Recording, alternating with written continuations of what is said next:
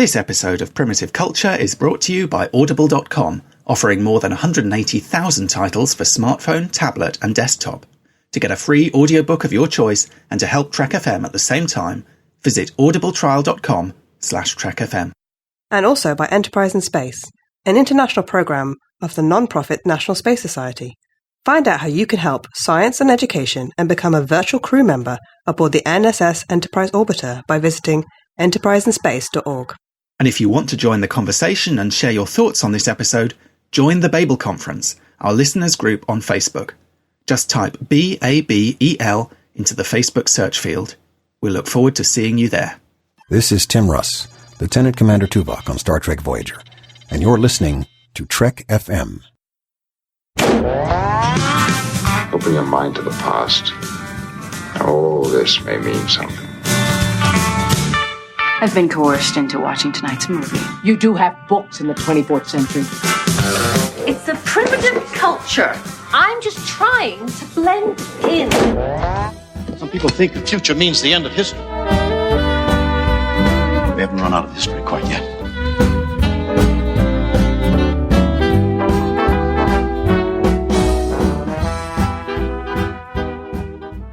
Hello and welcome to Primitive Culture, a Trek FM podcast all about our history, our culture and how Star Trek relates to it. I'm Duncan Barrett and today I'm joined by a round table of guests. I was hoping to bring you this recording live from the Prince Charles Cinema in London's Leicester Square, where we were watching the DS9 documentary, What We Left Behind.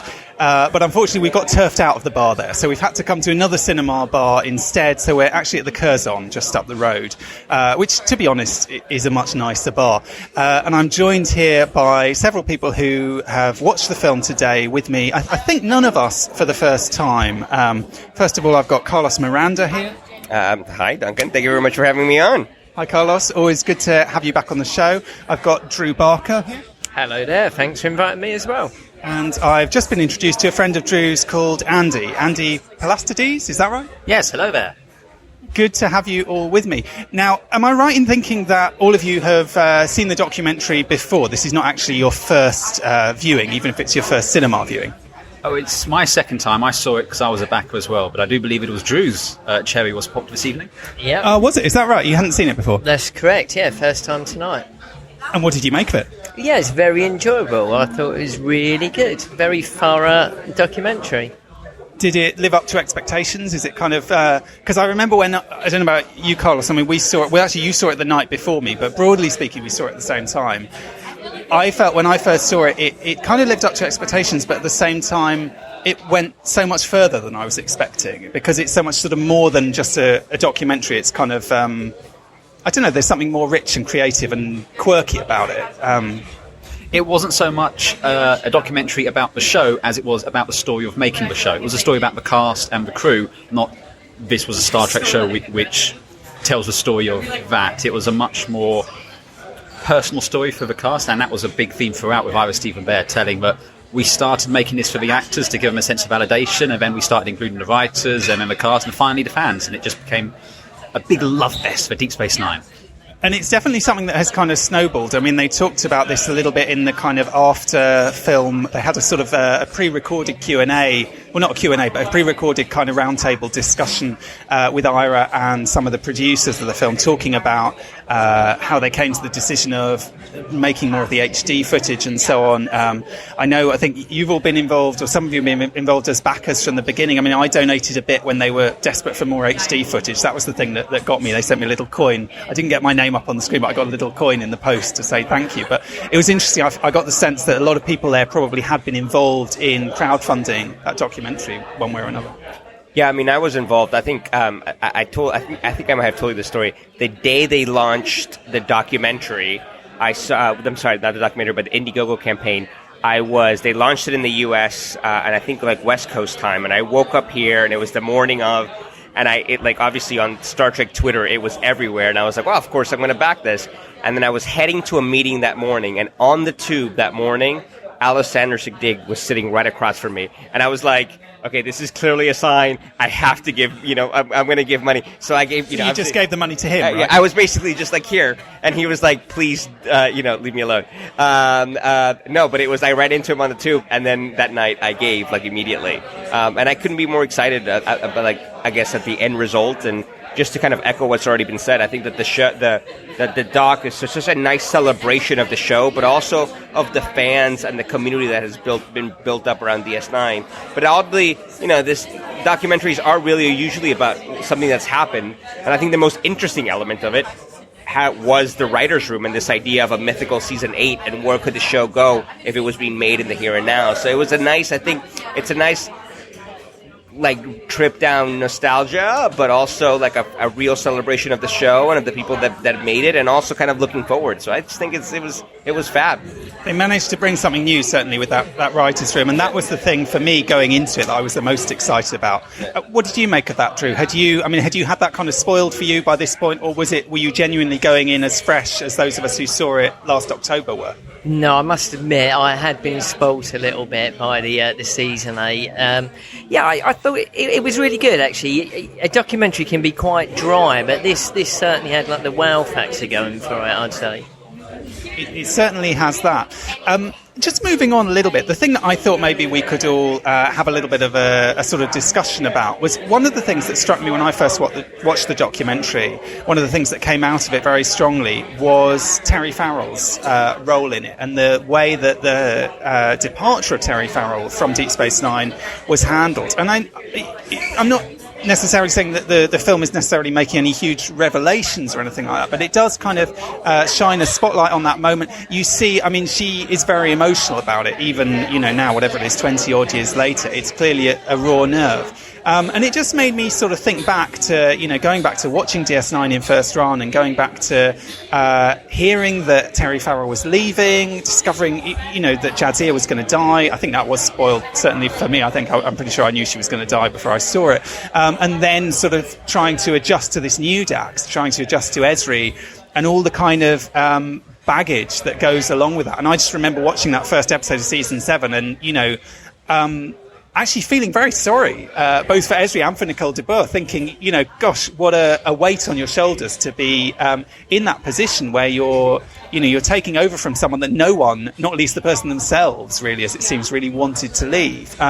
So I thought that was something that we could maybe talk about a little bit. I'm curious how much, and maybe as a theme of this documentary is that our memories can be distorted and we can't necessarily trust them, but how much do you remember from watching DS9 sort of in first run or originally? How much were you kind of familiar with that story and with what was going on behind the scenes there? Because it is quite an abrupt shift from, Jadzia for 6 years to then Ezri in the final year. Well, certainly, I'm old enough to remember watching it the first time around. Internet was a thing that occurred only at school and for research purposes only. So I knew nothing about it. I didn't have the Star Trek magazine, and even so, that was an official publication, so that wasn't going to go into all the gritty details which came out later on. So it was very abrupt. It wasn't telegraphed at all, really. It was just, oh, we're going to have a baby. Dead.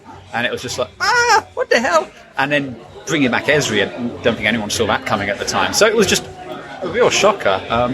And yeah, didn't see it coming at all. It completely blindsided me. I was of an age, shall we say, where I wasn't terribly offended they brought in Nicola de Boer to play Ezri.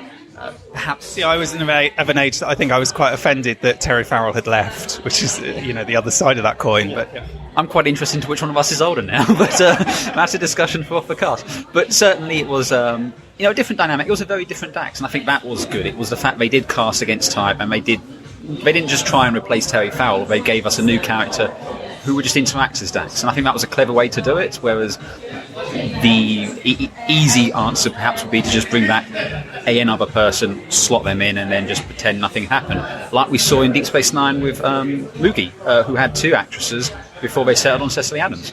Well, that would have been bold, and maybe if they'd gone with the original Dax makeup, which was much more intense, they could have tried to slip that by. But I think it's an interesting point. You're right, they definitely went with a different kind of character. So where Jadzia was very kind of calm and composed and kind of, felt very much kind of older than her years somehow. She really played that right from Emissary onwards, in a sense.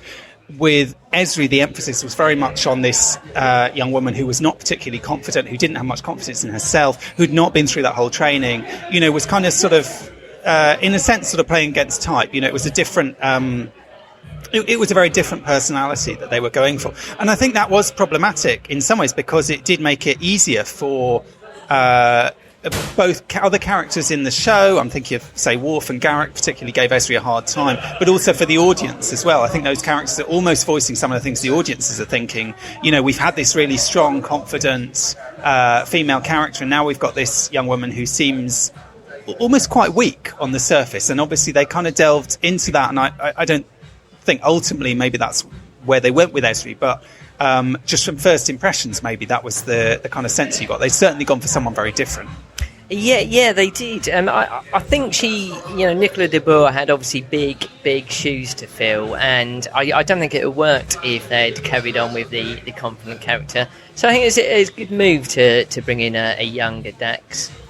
I also think it helps with the new Dax that quite a few of the episodes in season 7 seem to centre around her. Certainly when we was watching season 7, which we only did recently for the first time, it did seem like every other week was a Dax episode. And plus also the 9 episode arc at the end seems to centre a lot on Worf and Dax. So I think they were deliberately trying to break the character in, which I do think they succeeded by the end. Well, they knew, I guess, they had to do it quickly. They knew they only had one season left. It's not like with the other characters where, you have someone like Julian Bashir who it takes, years to get to the point where people can even stand to watch him, basically. They're carrying that journey so slowly almost. Whereas you're right, absolutely, like with Esri, they kind of had to cram all of that in. It's interesting, though, because I feel like DS9 season 7, if you compare that to, say, Voyager season 4, it doesn't feel to me like Esri gets in the way of the story in the same way, whereas I think a lot of people felt that when Jerry Ryan was brought into Voyager, it sort of became the 7 of 9 show in some ways.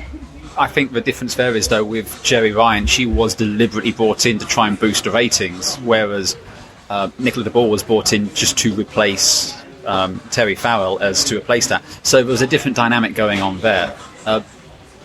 One thing that's quite nice in the documentary is the other space station show, Babylon 5, has one mention, but there is a parallel to be drawn in Babylon 5 with Ivanova.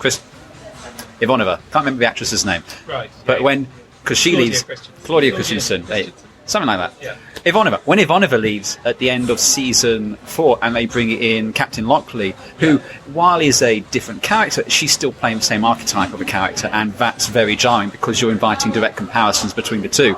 They managed to avoid that. I think with Esri Dax's stories in season 7, though, you were saying they tried to break her in. They have to build a character to a certain point by the time they get to that 9-season arc. And as we heard in the documentary, a lot of the writers just liked writing something different because, there was a chance to do something from a new perspective. So she got a lot of episodes, but they weren't necessarily the best episodes. I'm looking at you, New Sydney. Yeah. It's interesting, also thinking of Babylon 5, of course, they had their captain, basically. They lost after 1 year and had to replace with someone else. So that was something that viewers of that show, I suppose, had had to accept before. And maybe those two are not quite as similar, but again, I think you're definitely right. There's a kind of archetypal similarity, certainly compared to if you think of, Kes versus 7 of 9. They are almost opposite characters in many ways, from the kind of innocent, kind, sweet character to this kind of sexualized, abrasive, slightly, emotionless character, almost kind of as different as they could have been. It's interesting though, thinking of Deep Space Nine. Of course, we're thinking of Esri coming in, Nicole de Boer coming in, taking over the role of Dax. But they also, of course, had Worf. And Worf was brought in very specifically intending to boost the ratings, intending to bring over next-gen viewers. And I think there was that kind of anxiety. Nana Visitor talks about it in the documentary. She was thinking, she said, am I going to end up basically bringing in the coffee to these two guys because Worf's going to become the de facto second in command? And I think, obviously, the writers of DS9 maybe were aware of these issues and kind of able to tread carefully around these issues and to kind of shake things up in terms of the number of characters without kind of ruining anything, maybe. And maybe that's because they had so many returning characters that they were dealing with anyway. I mean, if you compare DS9 to Next Gen, their use of characters is so much more sophisticated in some ways and complex. So maybe they could incorporate, okay, they get the edict from above, we're going to bring Michael Dorn on the show, and they can work out how to do that successfully. Yeah, but I think I would also add that of all the Next Gen characters, Worf was always the one that was most Deep Space Nine in a way, because if you look at, with the exception of maybe Data, arguably Picard, none of the other TNG characters had seasons-long arcs, right? You had someone in Worf with, you think of an episode like Sins of the Father, Reunion, Redemption. There is a real story arc for the character of Worf that goes all 7 seasons of Deep Space Nine. Of Next Generation. It's not as in your face as Deep Space Nine goes, but it's definitely there. It's definitely present. So I think that, and they brought a lot of that into Deep Space Nine. And so I think that of all the characters that if you were going to bring over a character, Worf made the most sense, and he was able to bring with him a lot of baggage that worked quite well on Deep Space Nine. So I actually don't think that the bringing in Worf in some respects was very jarring. I think that Worf actually slips into the Deep Space Nine storytelling quite easily. And I think obviously Michael Dorn says in the doc that all his favorite Worf episodes and the best stuff he ever had to do with Worf was on Deep Space as opposed to TNG. Maybe that's also because Worf is a bit of an outsider, and DS9 is really the place for the outsiders. It's kind of where all the slightly oddball characters can feel at home, in a sense. It's not the Starfleet flagship. It's not this, and they even play a clip in the documentary of Jadzia saying, gosh, that ship must have been boring, basically, because it's such a different, it's a much more earthy, much more kind of real environment. Funnily enough, when you were saying he's the next gen character who belongs the most on DS9, I've always thought if they brought Pulaski in on DS9 rather than Next Gen, she would have been a better fit for that show, because she had that kind of spiky personality, she had that kind of abrasive side. She wasn't a likable character, but she was an interesting, there is a kernel of an interesting character there. And I think Pulaski, I suppose, is maybe probably the strongest example of an attempt to do this, to shake things up, to replace one character with another, where it kind of backfired. I mean, I know there are people who will defend Pulaski. I quite like Pulaski as a character, but I'd say the majority of fans still have quite negative feelings towards her. You could almost argue this was the second time Worf had replaced the character, because obviously Tasha Yar killed off in season 1, and then Worf goes from really just the Klingon background character to becoming one of the main characters to there. So, he'd already done it once then. Absolutely, that is true. That's a good point. And I mean, it does make you wonder, what was going on Next Gen in season 1 that, 2 of the 3 female leads basically ended up wanting to leave. Yeah, you're going to answer that question. There's a fantastic documentary which is currently on Netflix called Trouble on the Bridge, which is all about the writing of that. And that was a mess. And the reason why Tasha Yar and Denise Crosby and Gates McFadden left is just because, all respect to Gene Roddenberry, he had a very 1960s view of how women should act in Starfleet, and also I can't remember the guy's name, but Maurice Hurley, very prickly sort of character as well. So it's not all that surprising why they jump ship. I mean, I think it's kind of interesting. It's sort of noticeable when you look at this list of these characters that get replaced. You've got Crusher being replaced by Pulaski. You've got Kess being replaced by 7 of 9. You've got the situation with the Daxes, and it's clear from the way that Terry Farrell speaks in the documentary that she felt she was being treated quite badly, that she felt she was being treated with a lack of respect, in a sense, I suppose, and that one of the producers, she said, made a comment to her, you'll be stacking shelves in a supermarket next week, basically. That they weren't taken seriously. And I think it is kind of noticeable that it does tend to be the female cast members in Star Trek, for whatever reason, who end up being booted out, or who end up leaving in unhappy circumstances. I mean, even going all the way back to the original series and Janice Rand, and the circumstances around Grace Lee Whitney leaving that show are, really unpleasant. I mean, she's had a truly horrific time, I think, and left as a result of that. So it does sort of make you wonder, what's going on with these people being pushed out, because, I mean, Okay, Terry Farrell. It was it was not entirely voluntary. You know, maybe she'd kick-started it by saying she wanted to renegotiate, and it didn't work out. Whatever. But certainly Jennifer Lean in Voyager, I don't think saw it coming, as far as I know. I mean, there was a lot of speculation. I think at the time they were going to get rid of Harry Kim. Now, for my money, nothing against Garrett Wang, but like that would have probably been the better decision. I'd much rather have seen Kes for a few more years and see where they were going with that character than see the non-existent character development of Harry Kim, you know. But obviously, you know, Jennifer Lean was the one given the boot, and that's how it played out. Yeah, I mean, I agree with you about Harry Kim. I think isn't there some story that he was named? They were gonna boot him out, but there was something like he was named on People's Sexiest like list of like young actors, and so at the very last minute he wasn't kicked out or something like that. And I'm with you. I think Harry Kim is the worst main character in all of Star Trek. Nothing against Garrett Wang. I'm sure he's nice, but that's definitely, for the most part, it has 100% always been the female characters, and there's definitely something there. I mean, even in the doc, you know, you look at the writer's room, and as wonderful as all of that was, it's all dudes, right? And like, and I mean, Disco is very different, and like the behind-the-scenes makeup of the crew of Disco is very different, and in the upcoming Picard series, it looks like it's going to be very different. But, you know, that kind of behind-the-scenes shuffling happens on all television programs, happens in a lot of movies. If Twitter had existed during the first 3 seasons of TNG, could you imagine, like, the uproar, given what's happening with Disco and all the behind-the-scenes kind of musical chairs? So I think it's just part of the way, you know, the stuff is made. And it's kind of unfortunate, but it is kind of the way it is. There's also, I suppose, a kind of question. I mean, I think you get this less with Esri than with some of the other examples. I mean, with Esri, obviously, they lost a cast member. They knew they had a slot that they could fill, essentially. It was kind of a bit of a no-brainer, I think, at a certain point, that, okay, we can bring Dax back. And however, whether it's a man, whether it's a woman, however we want to play that, there is some way of bringing this character back and almost doing a kind of Doctor Who and having, you know, this character who's the same character but not the same character.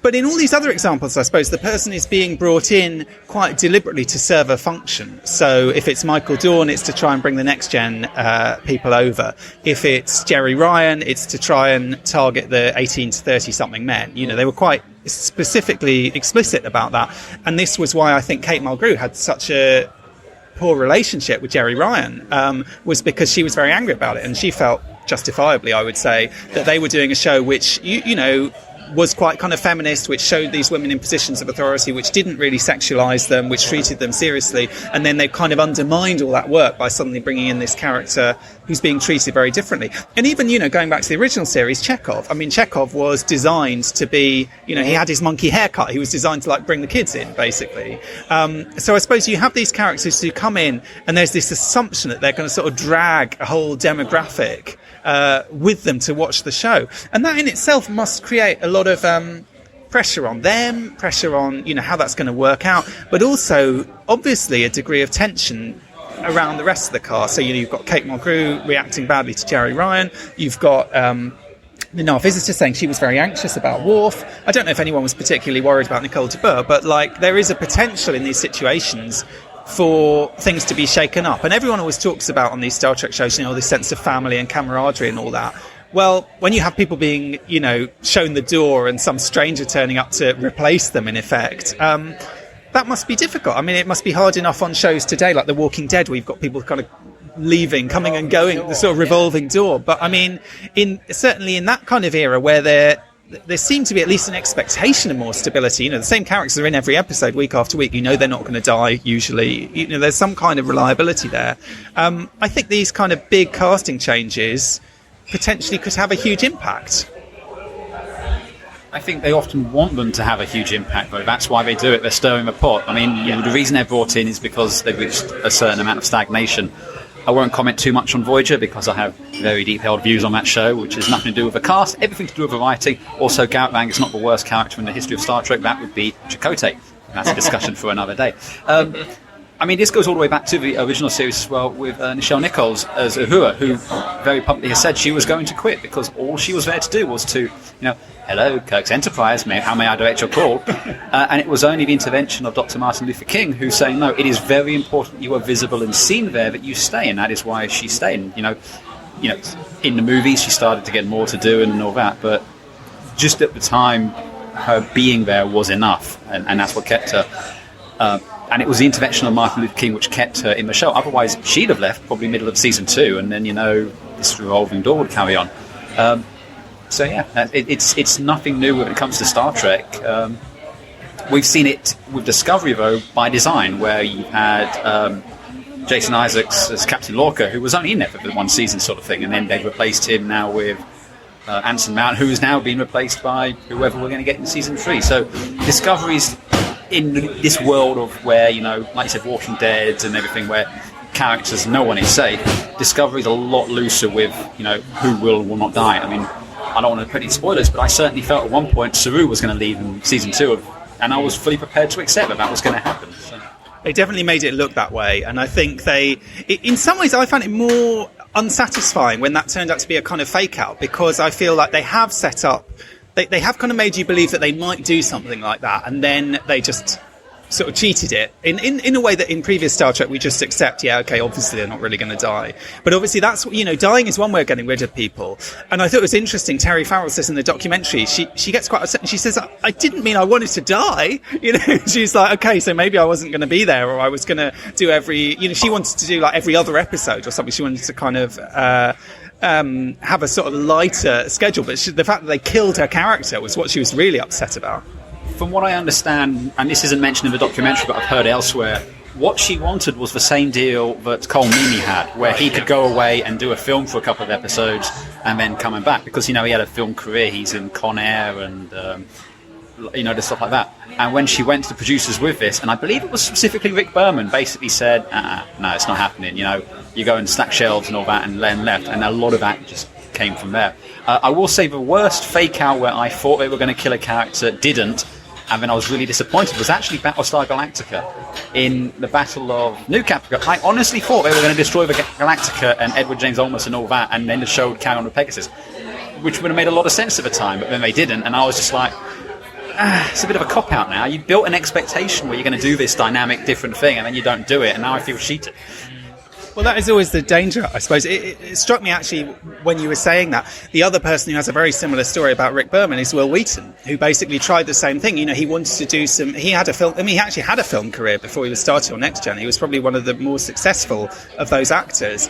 And basically, certainly the way Will Wheaton tells it, Rick Berman squashed his film career because he felt like he was getting too big for his boots almost, or was totally unaccommodating, wouldn't reschedule a day's filming here or there slightly so that he could go away and do a film or whatever. And obviously he's another character who ends up leaving. I mean, we maybe don't think of it because he's not it's not like he's replaced in that obvious sense. But that is another person who's kind of got pushed out one way or another. Maybe it's that he wasn't popular with the fans, but it seems like there was also, again, this kind of tension with the producers. And I suppose it does go all the way to the top to a producer, someone like Rick Berman in that situation. Because I think with Terry Farrell, the situation, I don't think they quite say this exactly in the documentary, but certainly the sense that I've got is that the writers, I'm sure I've heard Ira Stephen Bear say elsewhere, that he did not expect it to get to that point. Do you know what I mean? That they were aware there was conflict, they were aware there was negotiations, and they just assumed it would be resolved. And then when it got to the point and they were told, okay, this person is leaving, they were like, no, that's not happening. You can't, we don't want that. Surely you can sort it out. But it was too late by then, and they just had to solve it. I've actually heard that, I think this was from Ira Stephen Bear, but if they knew she was going, they'd have killed her off earlier in the one where Worf has to choose between doing the mission and saving Dax. Change of heart, because it's a much better story beat for Worf to then carry that forward there. But so it impacted the writers' room. They just didn't see it coming. I think with Will Wheaton, he was very much Gene Roddenberry's project, if you will. He was there on Gene Roddenberry's behest. And as Gene Roddenberry's health declined, he became less and less involved and finally passed away. I think it's pretty much as soon as the season Gene Roddenberry passed, which I think is 5, Will Wheaton's out by the end of that season. Yeah. Well, I mean, it's interesting. You were mentioning before about Discovery and the way that characters seem to be less safe in Discovery, and certainly they proved that in the very first episode with that character, and I can't even think of his name now. Connor. Was he called Connor something? Or something?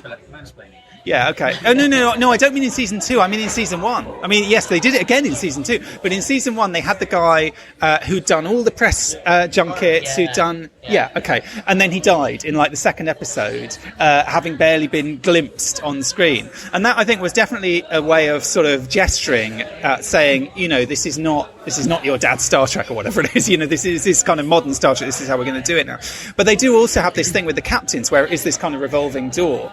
I mean, to me, it's not so much The Walking Dead. It's the Harry Potter version. You know, it's the Defense Against the Dark Arts teacher. It's basically saying we're going to have this guy who comes in every year, or, you know, maybe not a guy every time, and is in charge and has this great role. And, you know, everyone falls in love with him. And everyone loved Jason Isaacs. He was fantastic. And then, obviously, you know, he turned out to be the villain. He had to be killed off. Anson Mount, they've had a real problem, I think, because he charmed so many people that people were clamouring for him not to leave. And there was this kind of, you know, like, how can he be leaving? How can they be getting rid of him? And you're like, well, they didn't really have much choice on that front. You know, this was very clearly a 1 year thing with him. But there was really this desire, you know, is there any way to get him to stay on it? And maybe they'll end up, well, they're doing a short trek, aren't they? Maybe they'll end up bringing Captain Pike back one way or another. Yeah, that's what I was just going to say. I've definitely heard they're doing a new short trek with him, so that should be good, something to look forward to. But yeah, I think it's the nature of modern day telly nowadays. It's the older don't get any favourites because, you know, they might not make it to the end of the episode,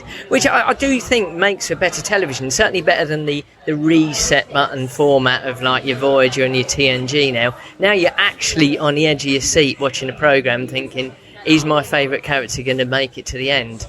But do you want that? I mean, that's sort of what I question is, to be honest, I don't watch Game of Thrones. I don't watch The Walking Dead. So, you know, maybe I haven't appreciated the glory of this style of televisual storytelling. But what I see is a lot of people getting very upset repeatedly and very angry with the writers for killing characters that they love. And it sort of makes me think, well, why don't they stop doing it then? You know, I mean, I get that you get the headlines. I get that you get the kind of tension. You get the water cooler moments. But is it all about the water cooler moments? Or is something like DS9...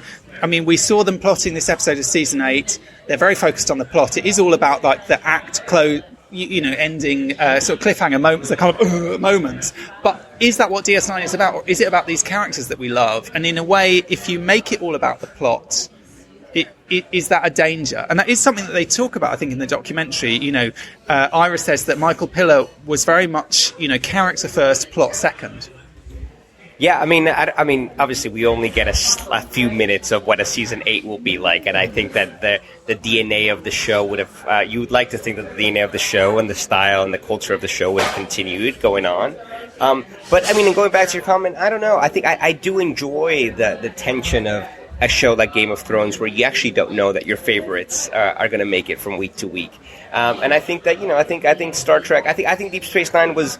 I love the 7th season of Deep Space Nine. I think it's probably my second or third favorite season of the show, and a lot of it has to do with Ezri.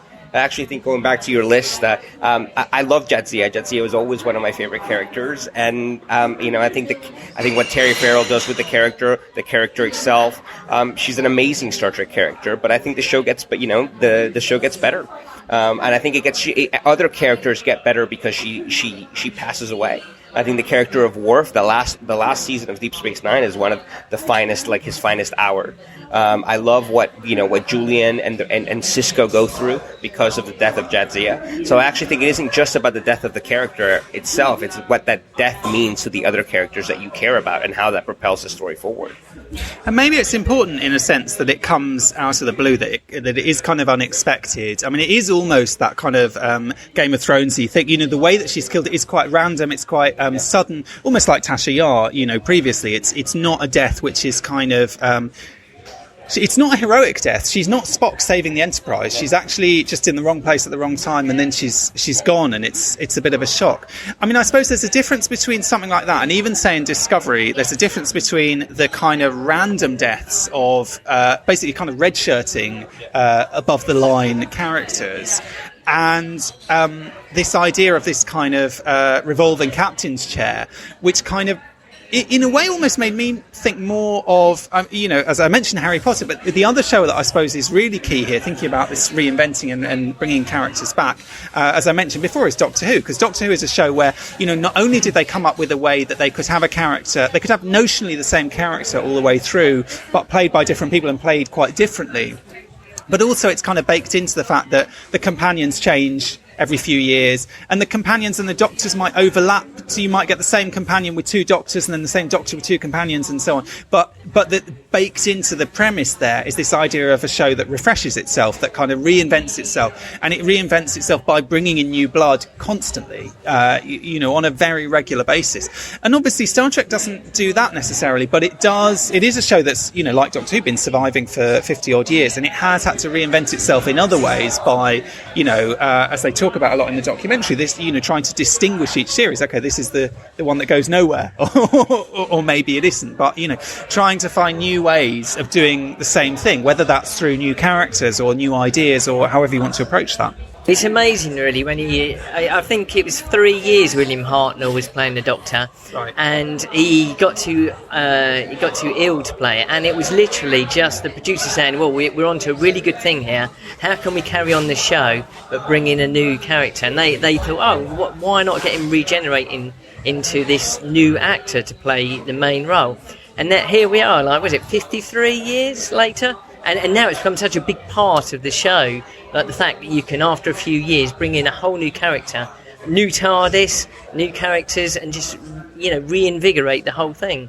And there is also an element, I don't know whether this is, my understanding of the situation with Doctor Who is that there is also an element of the kind of contractual negotiation going on there, because from what I've heard, when the people who play the Doctor, they generally get a pay rise every year, and their contract is renegotiated every year, and at a certain point, as with people in many jobs, it becomes more economically desirable to get someone new in rather than taking the next pay rise. So it's almost, it's maybe not quite what was going on with Terry Farrell, but there is a kind of incentive to bring in that fresh blood, to bring in someone, new and untested, as well as the kind of creative opportunities that offers. I think it's in 50-Year Mission, the Mark Altman and Ed Grossman's book, that talks a little bit about the fact that they only had certain budget. So to bring in a new cast member at kind of top bill cast member, they had to get rid of one of them. So there was definitely an economic decision there as well. And I think that it is, we tend to forget that these are all, this is entertainment, this is culture. We imprint ourselves on a lot of these shows, and they become part of our lives, and we're emotionally invested. But equally as important, they're also products that we buy, right? And so there is this tension between the economics and kind of the artistic components of this that we tend to forget. And a lot of these things are not necessarily artistic decisions. A lot of these things are economic decisions. And absolutely, I think if you look at Voyager, you could say, when Worf was brought onto DS9, they didn't sack anyone in order to bring Worf on. When they decided to bring Jerry Ryan onto Voyager, they seemed to be looking for someone to sack, and they sacked Jennifer Lean.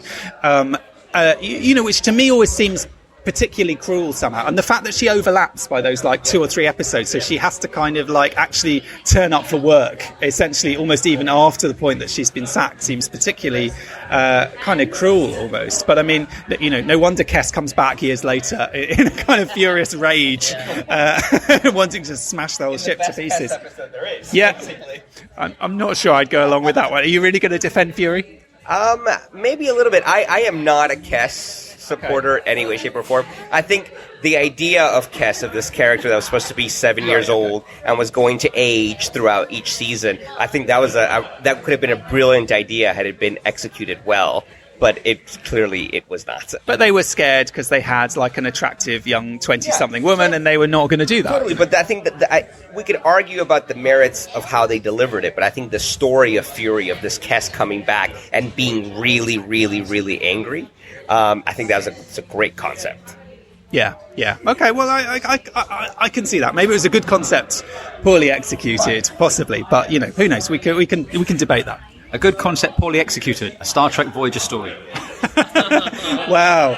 I was just going to say, just before we go, the one massive cast replacement, of course, that I think maybe we should mention before going is the captain of the Enterprise. You know, we talked about Captain Pike in Discovery, but Captain Pike was the original captain of the Enterprise. You know, Jeffrey Hunter was the first to be, you know, not necessarily given the boot exactly, but when they came to shoot a second pilot, they could have got him back. I mean, they got Leonard Nimoy back. The decision was obviously, we need someone different. We need someone a bit younger, more kind of hunky, more kind of actiony, and hence we got William Shatner, and hence arguably we got Star Trek. And again, whatever it is, 20-something years later, same thing happened almost with Voyager. You know, they started shooting Voyager with Geneviève Bujold and realised she was the wrong woman for the job. They got Kate Mulgrew in. And, whatever you say about Voyager, I don't know what you're going to say about Kate Mulgrew, but I mean, like, if you watch the footage, she's definitely better than the first person that they hired.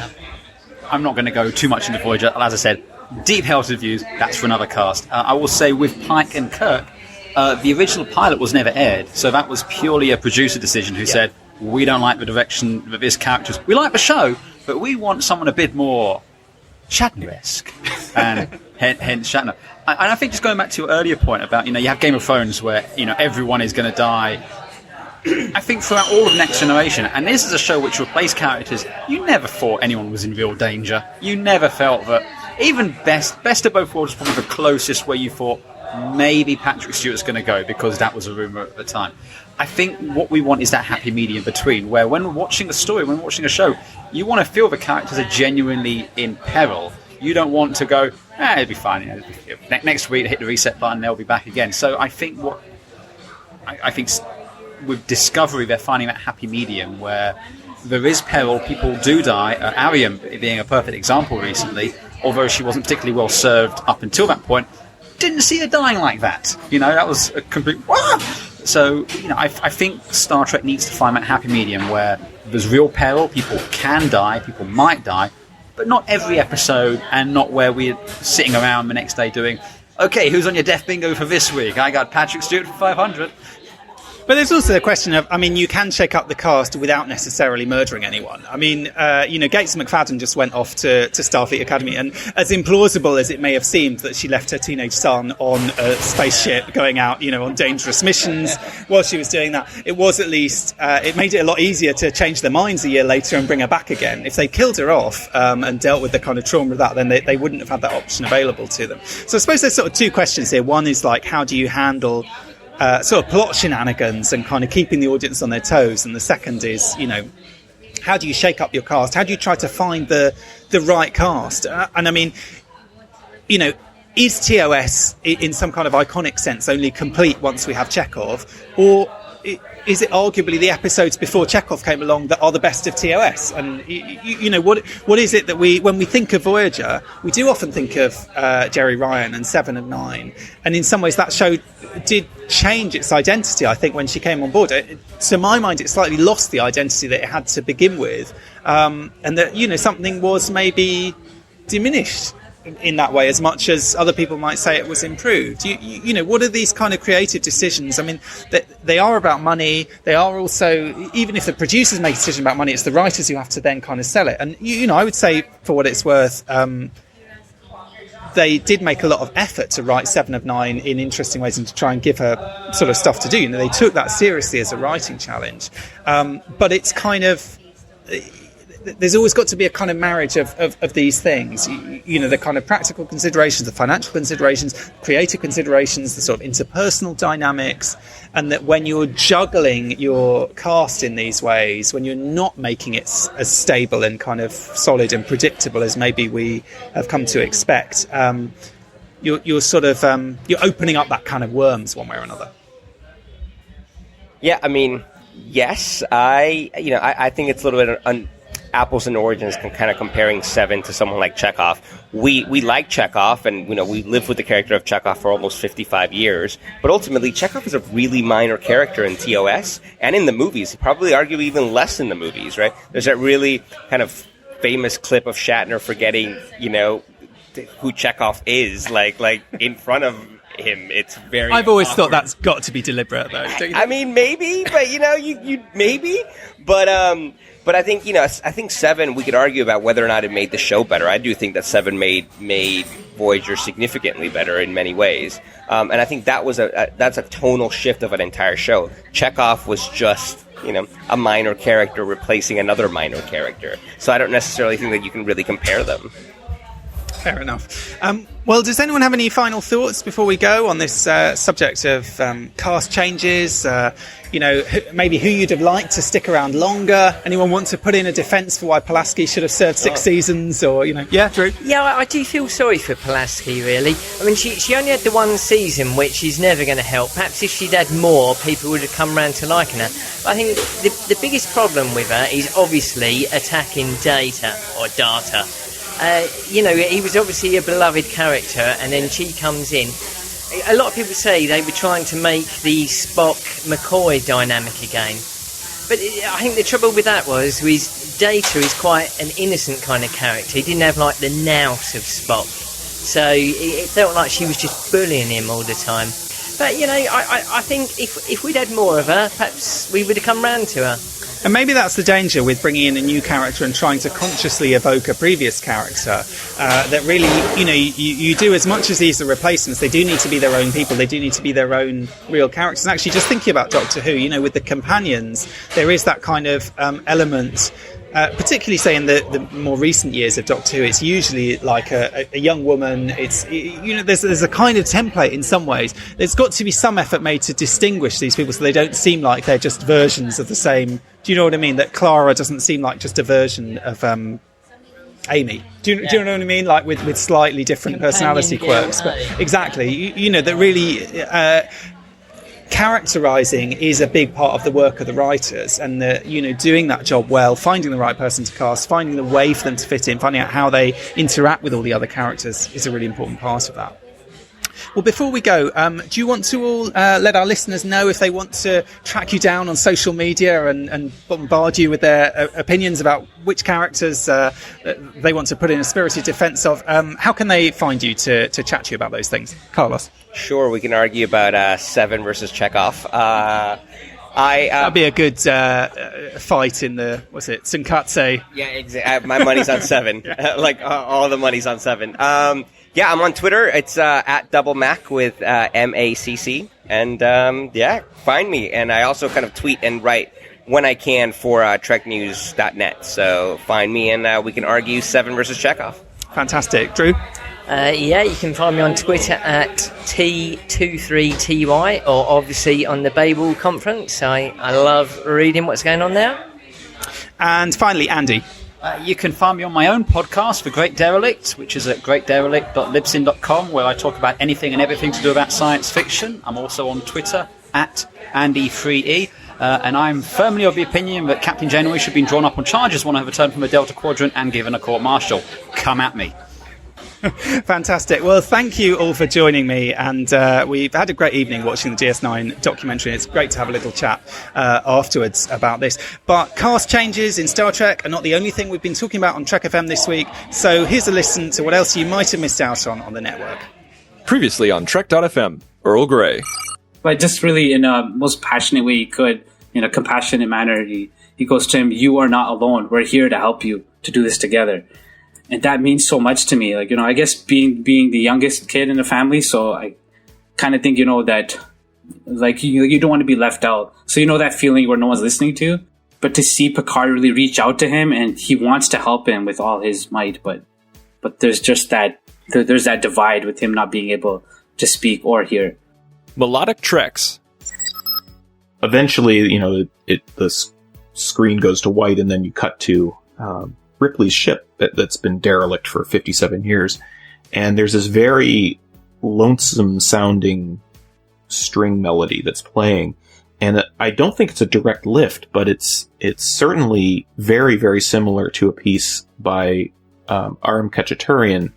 It's from a suite of music called the Gain Ballet Suite, and it's an adagio. The Edge, a Star Trek Discovery podcast. No, that we'd say goodbye to everybody this season. Like, anyone who walked off the bridge, like, if you had to go take a leak, they would, like, all stand up and say goodbye. It was, like, pathetic. The Orb. Maybe we all need to be comfortable with that discomfort of hearing something that's different from what we think. So instead of attacking, instead of pushing back immediately, we could just let it go. We could say nothing, or we could respond with, that's interesting. That's not how I see it, but I didn't think about it that way either. And that's what else is happening on Trek.fm. Check out all these shows and join the conversation about your favorite corner of the Star Trek universe and beyond. You'll find us wherever you get your podcasts. If you're an Apple user, be sure to hit the subscribe button in Apple Podcasts on iPhone, iPad, or Apple TV, or the desktop iTunes app to get the latest episodes as soon as they are published. And please leave us a star rating and a written review. If you're not an Apple user, we've got you covered as well. You can find our shows on Google Play Music, Stitcher, TuneIn, Spreaker, SoundCloud, Windows Phone, in most third-party apps, and you can stream and download the MP3 file from our website or grab the RSS link. We'd love to hear your thoughts on today's show, and there are many ways for you to do that. The best place is to join the larger conversation on the Babel Conference, our listeners group on Facebook. Just type in Babel, B-A-B-E-L, into the search field on Facebook, and it should come right up. If you'd like to send us an email, you can use the form on our website at trek.fm/contact. Choose to send to a show and select Primitive Culture. That'll come right to us. You can also find the network on Twitter at TrekFM and on Facebook at facebook.com/TrekFM. Primitive Culture is brought to you by Duncan Barrett and Clara Cook. You can find Duncan Barrett on Twitter at Barrett's Books. You can find Clara on Twitter at ClaraJeanMC. If you'd like to help us keep all our shows coming to you each week, you can become a patron of the network on Patreon. Visit patreon.com/TrekFM. That's patreon.com/TrekFM to get all the details. Perks include early access to episodes, exclusive content, producer credits, and more, available through our special patrons website, Patron Zone. It requires a great deal of money to produce, host, and distribute these shows each month. We really appreciate any support you can give us, and hope you'll join the team. Again, you'll find all the details at patreon.com/TrekFM. We'd like to take this opportunity to thank our associate producers here at Primitive Culture, Tony Black and Amy Nelson. Tony was one of the founders of this show, and we still keep him in the loop about what we're doing. You can find him on Twitter at @AJBlackWriter, and online hosting about a dozen other podcasts on everything from The X-Files to classic cinema. Amy is the host of 2 shows on the Trek FM network, Earl Grey and The Edge, and you can find her online on Twitter at @Miss Amy Nelson. You're blended, all right.